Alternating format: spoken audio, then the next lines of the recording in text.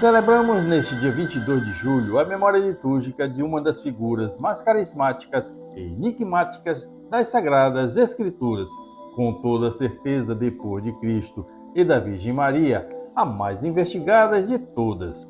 Venha comigo neste vídeo e vamos mergulhar na fascinante história de Santa Maria Madalena, discípula de Jesus Cristo e primeira testemunha de sua gloriosa ressurreição. Meu nome é João Pereira Júnior e seja muito bem-vindo ao canal JP Júnior.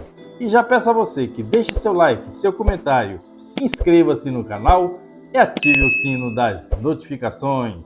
Prostituta, endemoniada, pecadora, apóstola, evangelista, esposa de Jesus, herdeira e tradutora da missão salvífica do Redentor, o verdadeiro Santo Graal e etc. São muitos os rótulos que nestes 2000 anos de cristianismo foram aplicados à discípula mais enigmática de Cristo, uma mulher encantadora que, com uma história de conversão fascinante, que, com toda certeza, tinha com o Mestre uma estreita relação de amor. De todos os adjetivos de Madalena, no entanto, apenas alguns poucos podem ser entendidos em seu sentido denotativo, quer dizer, no seu sentido literal, enquanto os demais não passam de especulações mais ou menos sensacionalistas de autores que quiseram e que conseguiram lucrar com o nome e com a história quase absolutamente desconhecida dela. Como não nos recordarmos das teorias conspiratórias em torno do nome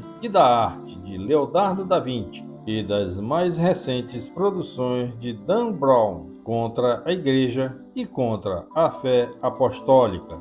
Está certo, estamos longe como cristãos de ter uma palavra definitiva sobre Madalena, tendo em vista que pouco sabemos sobre ela. No entanto, ao contrário dos que pretendem terem reconstruído como que uma biografia oficial da santa, não podemos simplesmente anular as descrições das Escrituras sob o pretexto de ter sido injustiçada pelos, entre aspas, machistas, escritores sagrados, pois, na verdade, nos evangelhos canônicos, Madalena é colocada em amplo destaque, cuja a importância se confunde muitas vezes com as dos próprios apóstolos, os do grupo dos 12.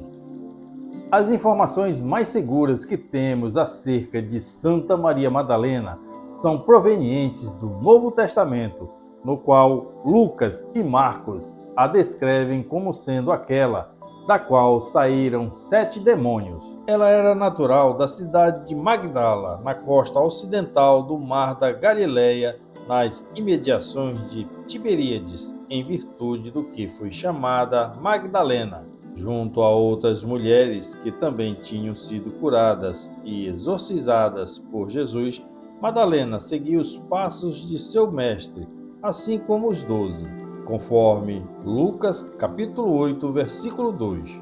Mas os escritores sagrados não nos deixaram detalhes acerca do papel de que ela exercia no grupo dos primeiros seguidores de Cristo. Ainda assim, podemos afirmar sobre ela uma importância singular, pois os evangelistas a descreveram nas cenas da crucificação e da ressurreição de Jesus, enquanto Marcos diz que Madalena e outras mulheres observavam de longe o crucificado, conforme Marcos capítulo 15, versículo 40, João é categórico. Ela estava literalmente aos pés da cruz, juntamente com a Santíssima Virgem e com a irmã dela, com Maria de Cleofas, e com o discípulo amado, conforme João capítulo 19, versículo 25. Extremamente próxima ou um pouco distante da cruz, o que importa é que, tanto para o evangelista quanto para o outro, Maria Madalena estava lá, como testemunha ocular do evento culminante de nossa redenção.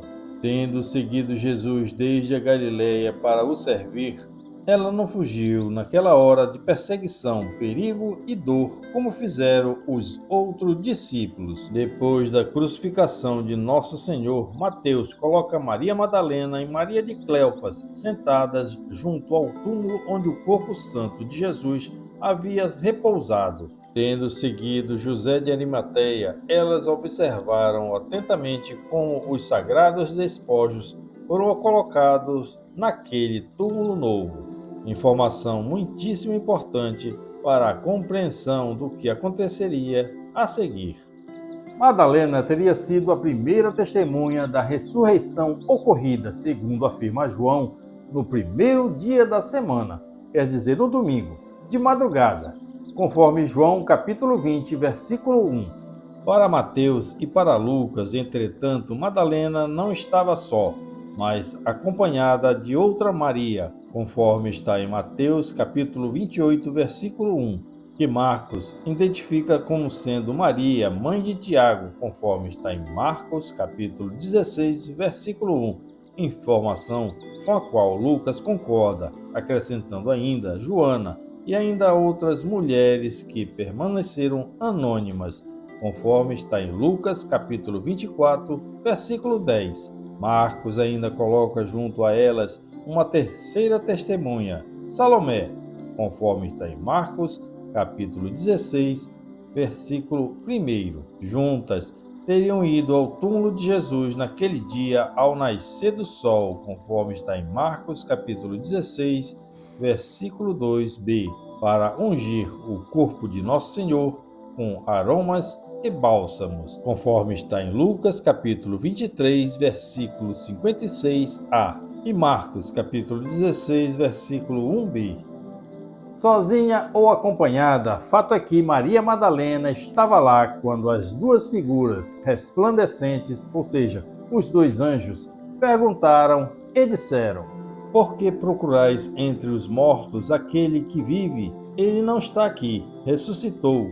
Lembrai-vos de como ele vos falou, quando ainda estava na Galileia. É preciso que o Filho do Homem seja entregue nas mãos dos pecadores, seja crucificado e ressuscite ao terceiro dia. A boa nova da ressurreição foi então comunicada aos demais discípulos, aos 11 que não acreditavam no que lhes foi dito. Afinal de contas, segundo a tradição judaica, o testemunho das mulheres não era crível, uma vez que elas facilmente poderiam ser levadas pela emoção e acabar cair em delírio.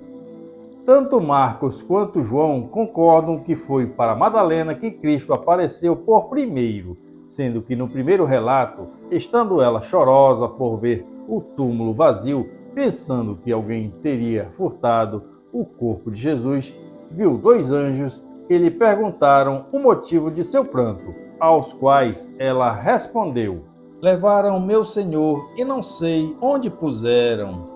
Voltando-se para trás, Madalena viu ainda um terceiro personagem, ao qual, acreditando ser um jardineiro, reclamou: Senhor, se foste tu que o levaste, dize-me onde puseste, e eu o irei buscar. Bastou que o misterioso homem a chamasse pelo nome para que ela o reconhecesse. Era o próprio Jesus, ressuscitado e mais vivo do que nunca. Profundamente emocionada, ela exclamou em hebraico: Rabuni, que quer dizer mestre. Jesus, porém, não permitiu que Madalena o tocasse, mas insistiu para que fosse aos demais discípulos testemunhar o que tinha visto e ouvido. Isto é tudo o quanto podemos afirmar sobre Maria Madalena com base nas Sagradas Escrituras. Obviamente, mesmo sem ter sido explicitamente mencionada, é certo que ela se encontrava também no número daqueles que perseveravam unanimemente na oração, aos quais foram concedidos os dons do Espírito Santo no dia do Pentecostes cristão.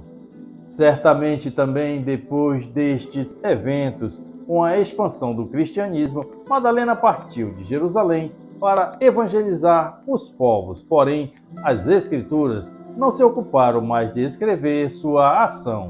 Fontes apócrifas afirmam que ela teria ido juntamente com outros discípulos de Jesus, com Marta e Lázaro de Betânia, por exemplo, anunciar o Evangelho na região da Provença, no sul da França, onde teria terminado seus dias entre orações e penitências, vivendo e morrendo numa gruta localizada em La Sainte-Baume, onde mais tarde suas supostas relíquias foram encontradas e transportadas para a igreja de Saint-Maximin. Ali, elas são veneradas até nossos dias. Se tratam de fato das ossadas de Madalena, não sabemos. Os orientais gregos, por sua parte, alegam que depois do Pentecostes, Maria Madalena viveu em Éfeso, na Grécia, junto à Virgem Maria e ao evangelista João, que na Idade Média foi inclusive pintado como noivo dela. Em Éfeso, segundo os orientais, Madalena teria findado seus dias, tendo sido ali sepultada pelo evangelista numa caverna. São Vinibaldo, irmão de Santa Walburga e de São Vinibaldo de Redenheim, chegou a visitar o túmulo de Maria naquela cidade no século VIII. Suas relíquias teriam sido, porém, trasladadas no ano 890 pelo imperador bizantino Leão IV, o Sábio, para a cidade de Constantinopla. De que modo as relíquias da santa foram parar na França? Repetimos, se é que as que são conservadas na França são mesmo dela, disto não fazemos a menor ideia.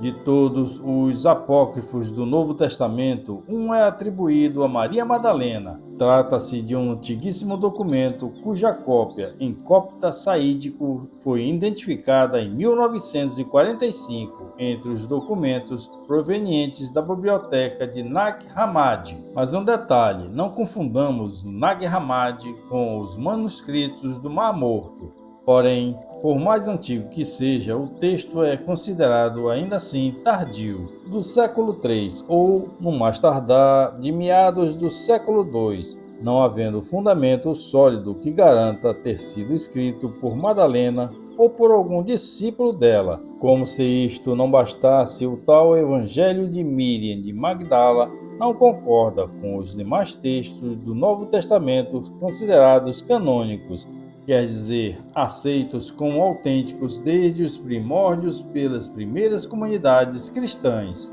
Por exemplo, segundo o apócrifo atribuído a Madalena, a discípula teria com Jesus uma relação muito mais estreita que os demais seguidores, sendo uma confidente dele, mais amada por ele que os demais apóstolos, e teriam ficado enciumados pela intimidade entre os dois.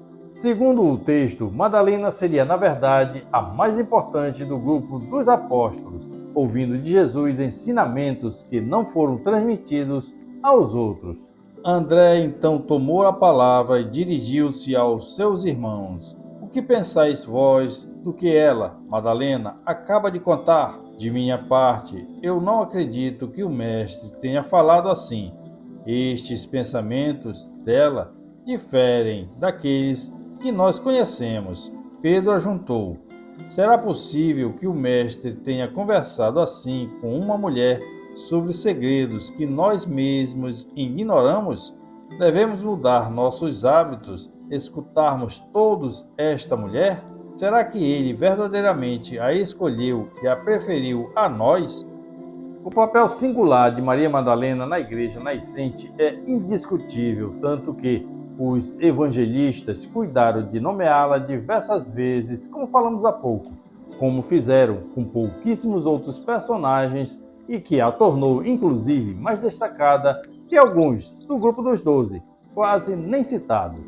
O evangelho apócrifo atribuído a ela, no entanto, não tem qualquer credibilidade, tanto do ponto de vista teológico quanto bíblico ou histórico, tratando-se, neste caso, de uma pseudoepigrafia, quando alguém escreve em nome de outra pessoa para que o documento tenha uma boa recepção nos círculos aos quais se destina. Além do Evangelho de Maria Madalena, há ainda 2 antigos escritos, também eles apócrifos, é claro, atribuídos apenas da primeira testemunha da ressurreição, as Perguntas de Maria e o nascimento de Maria, ambos mencionados por Santo Epifânio de Salamina em sua obra Panarium, também conhecida como Adversus Aereses, contra as heresias, por meio do qual ela enumera os muitos evangelhos apócrifos dos primeiros séculos, suas heresias e contradições com os textos canônicos da Escritura. Apesar de São Gregório Magno ter identificado Maria Madalena como sendo a mesma Maria, irmã de Marta e de Lázaro de Betânia, conforme está em João 11, versículo 1 e 2, e também como sendo a prostituta descrita em Lucas, capítulo 7, versículos 37 e 38, tanto Santo Ambrósio de Milão, quanto Santo Agostinho de Hipona, Santo Tomás de Aquino e Santo Alberto Magno discordam dele, não enxergando uma base exegética segura que confirme que as três personagens sejam a mesma pessoa. Pensamos, as informações disponíveis nos evangelhos nos levam, na verdade, a concluir justamente o contrário. Maria Madalena não foi nem irmã de Lázaro e nem de Marta, muito menos a pecadora que banhou os pés de Jesus com suas lágrimas e os enxugou com seus cabelos. As perícopes de João, capítulo 11, versículo 2 e 12, versículos 1 a 3, identificam Maria de Betânia como sendo a mulher que ungiu o Senhor com óleo perfumado e lhe enxugou os pés com os seus cabelos. Contudo, se nem mesmo ela pode ser identificada como a pecadora descrita em Lucas, capítulo 7, versículo 37 e 38, muito menos Madalena. Tampouco teria sido Maria Madalena a adúltera descrita em João capítulo 8, versículos 3 a 11, um acréscimo tardio ao quarto evangelho, em cuja narrativa Jesus salva uma pecadora do apedrejamento público, pena capital conforme a lei de Moisés para a espécie do seu pecado, ou seja, o flagrante adultério. Em seus comentários sobre os evangelhos de Mateus e de João, ademais, São João Crisóstomo tratou de distinguir as muitas Marias do Novo Testamento que foram confundidas com Madalena, indo de encontro à afirmação de São Gregório Magno. Mais absurda ainda é a teoria dos que tentam pintar Maria Madalena como a sua suposta companheira de Jesus, sua esposa, com a qual ele teria tido filhos, inclusive. Obviamente que, como perfeito cumpridor da lei judaica, Jesus jamais poderia ter mantido com Madalena um relacionamento marginal, ou seja, os dois não poderiam simplesmente terem se tornado amaziados, entre aspas, mas teriam que se casar segundo a tradição. No entanto, nada disto é descrito pelos evangelistas, nem por outros escritores, nem mesmo pelos demais apócrifos, com exceção do Evangelho de Filipe, que afirma que o Senhor amava Maria mais que a todos os discípulos e a beijava na boca constantemente, conforme Evangelho de Filipe, número 55. É valioso também considerar que, se Jesus e Madalena tivessem se casado, soariam contraditórias as palavras de São Mateus. Porque há eunucos que nasceram assim do ventre materno, e há eunucos tornados tais pelas mãos dos homens, e há eunucos que a si mesmos se fizeram eunucos por causa do reino dos céus, conforme está em Mateus capítulo 19, versículo 12, palavras por meio das quais Jesus faz um convite à castidade perpétua. Ademais, uma vez que Jesus viveu em tudo a condição humana, menos o pecado, conforme está em Hebreus, capítulo 4, versículo 15, ele não poderia ter tido com Madalena nenhum filho, uma vez que não possuía a inclinação à concupiscência.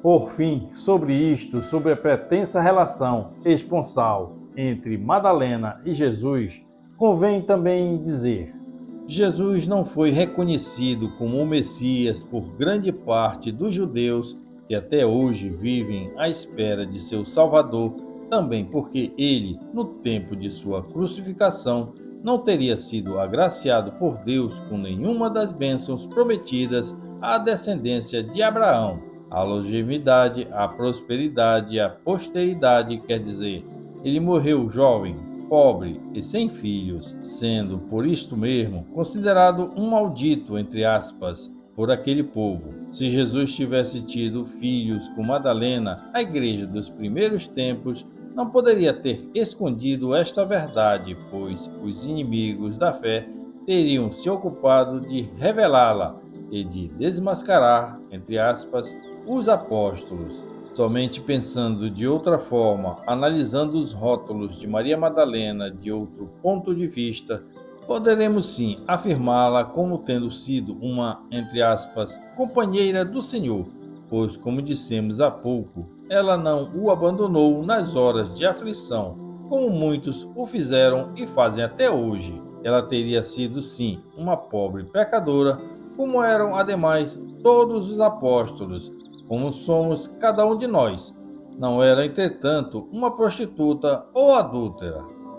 Ela teria sido, sim, mãe, entre aspas, de muitos filhos de Jesus, já que teria se tornado um exemplo de discípula e missionária para todos os cristãos, gestando e dando à luz, por assim dizer, a novos seguidores. A história de Maria Madalena recorda a todos uma verdade fundamental, ensina o Papa Bento XVI.